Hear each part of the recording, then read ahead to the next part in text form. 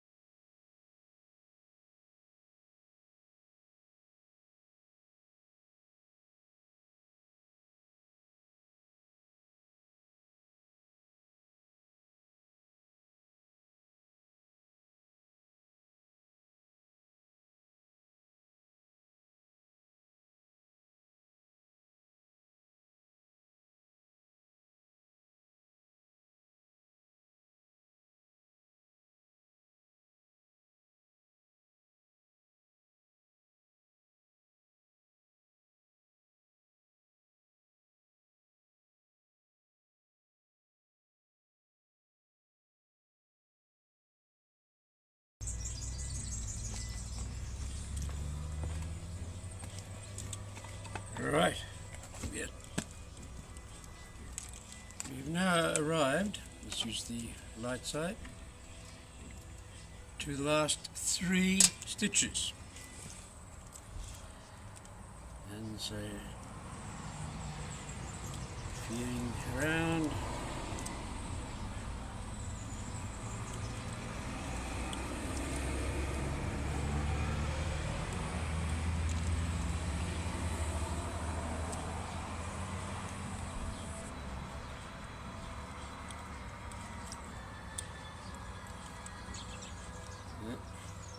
What we have to guard against is the crossing or intertwining of the thread on one side, because that inhibits the process. So now, just got the last hole, and I can't see it on the white side, I can on the black. There you go, found it.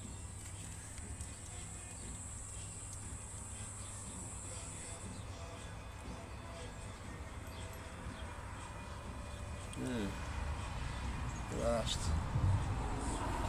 stretch for there we are. Okay, and of course front once again to the last loop as well. Here we are. It's a bit warm in the sun, you must see. Okay, so now we will double, as we did here, the commencement, having a doubled strand going through the first 2 holes. We'll finish off doing much the same thing. So I'll back stitch there. See, so there it is. There's the strand at the top. There's the second entry hole. Pull that one out, and then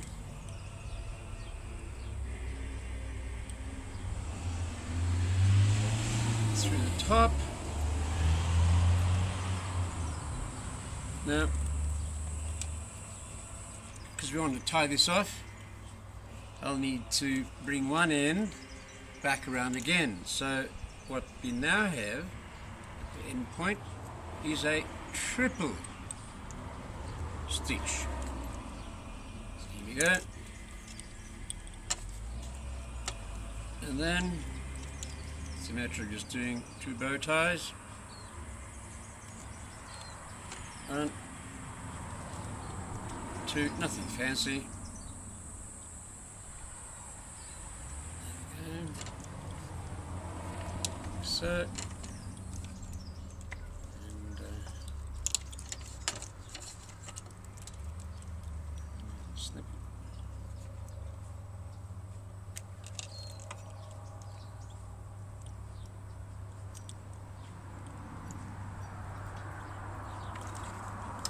And then we have one stage to come, which is hammering the thread flat and spreading the thread. Now, because it's it's linen, and it's been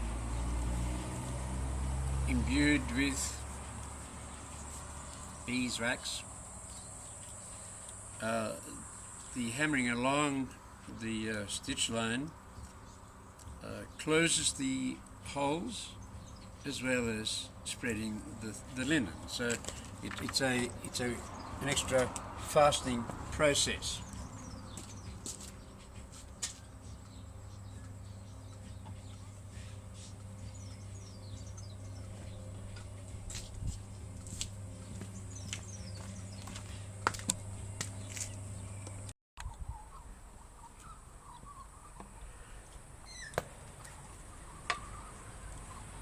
Yes, so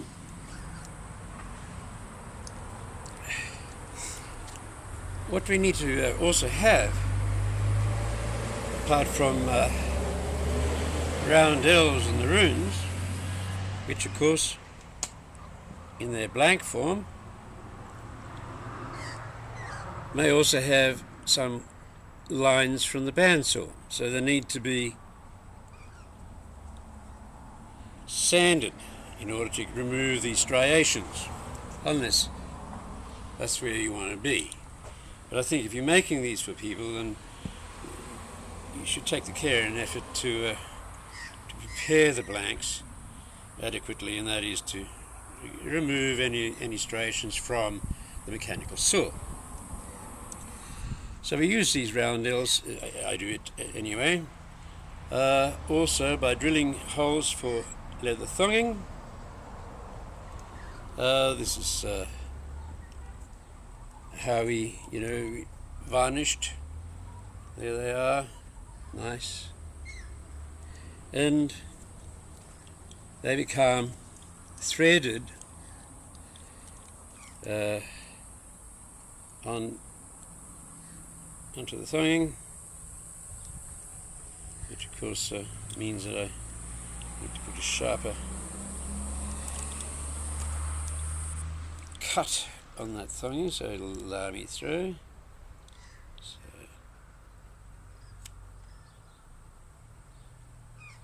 scissors are great. I use scalpels as well to cut leather and thonging with, but right now that should be adequate.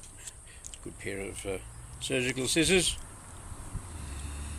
So then thread the thonging through.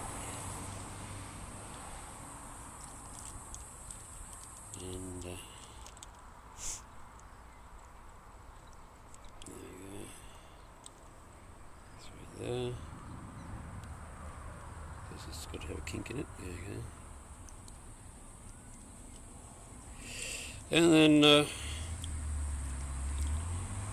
we get to here, because this is virginal. All I've done is having stitched, saddle stitched, and inverted inside out the pouch, center punched the holes, thread the thonging through, and then we need to feed it. So there we go. Becomes a nice closure. 1, 2, 3, 1, 2, 3, possibly a fourth little waveform there. And then that goes on top of that, and that holds the thing closed, so the runes aren't going to rattle out when you upend yourself. So we have that, and then of course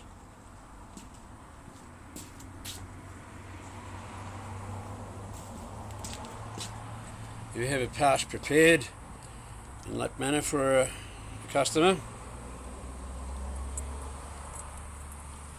Terminators, use anything, crystals, wood, you name it. This particular one I've used Indian bronze, or brass rather, bells, and also Nepalese, Indian of course as well, bone skulls. These taken out of a Malay string, Malay being meditational string of 108 objects, in this case the skulls, and I refer to as either Kali beads or Shiva, and then crowned with black horn. So that's complementary. And then here, out of another piece of wood, a roundel, is the T rune. T. The recipient's first initial is a T, and so there it is. And of course, it's hung by thonging, which is in fact put through on the inside, knotted, and there it is, ready to receive its runes. Now, I make the pouches out of a range of colours. I either match the colour front and back, this being the front for now because it's got the person's roundel on it. So I'll refer to that as the front, and this is the back. So front and back generally are available, matched colour. So I do that, and a whole range of different colours splashed together. So now with the red and the blue,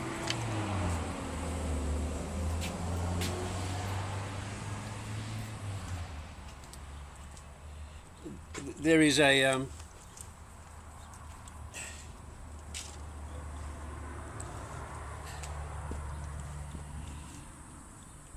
Norse creation mythos associated with those two colours, fire and ice, primordial two elements that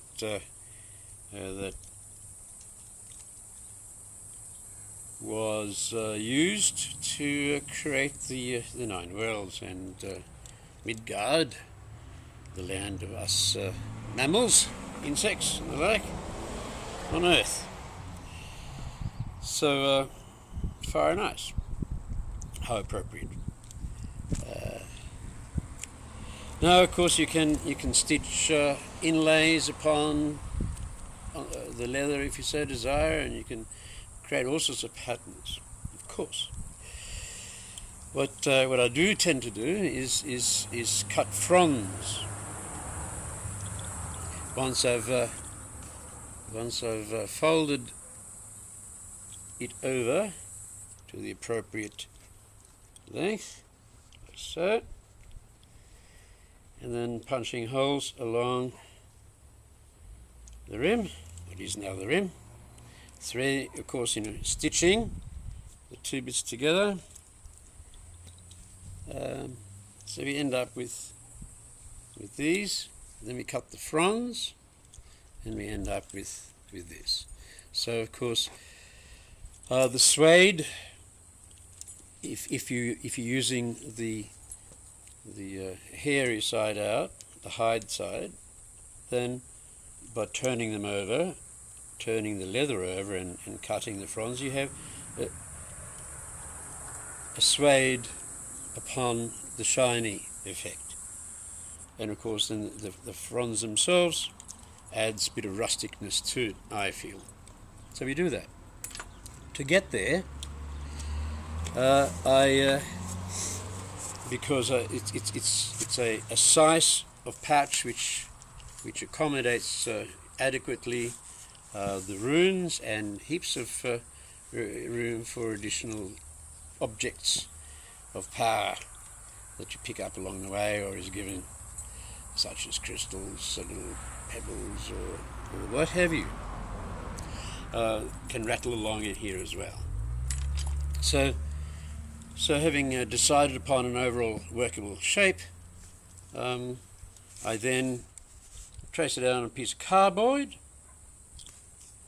and you just snip away, and as you cut it out, and that means that all you need to do is put it onto the leather that you're going to employ, and mark along the template with pencil or some other marker, and then either using a good pair of scissors or a scalpel, sharp knife. It's got to be sharp to cut leather. Then or a Stanley knife, very good for such things. I use it myself, and you end up with the appropriate shape. Now, what you do need to bear in mind is that the leather has a suede and a shiny surface.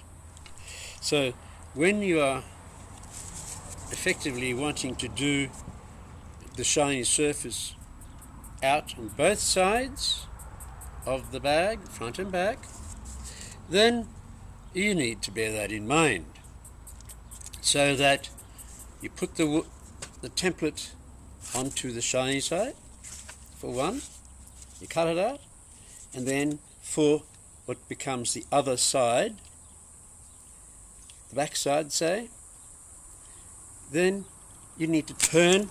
That was a good one. So here we go.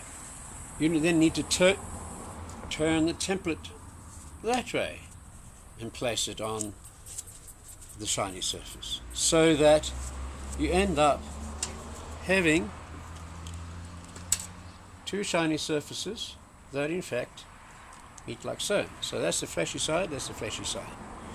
So if you want, when you stitch it, if you want to have the shiny out, then we put them together with the fleshy out, so that we stitch and then we invert or turn it inside out.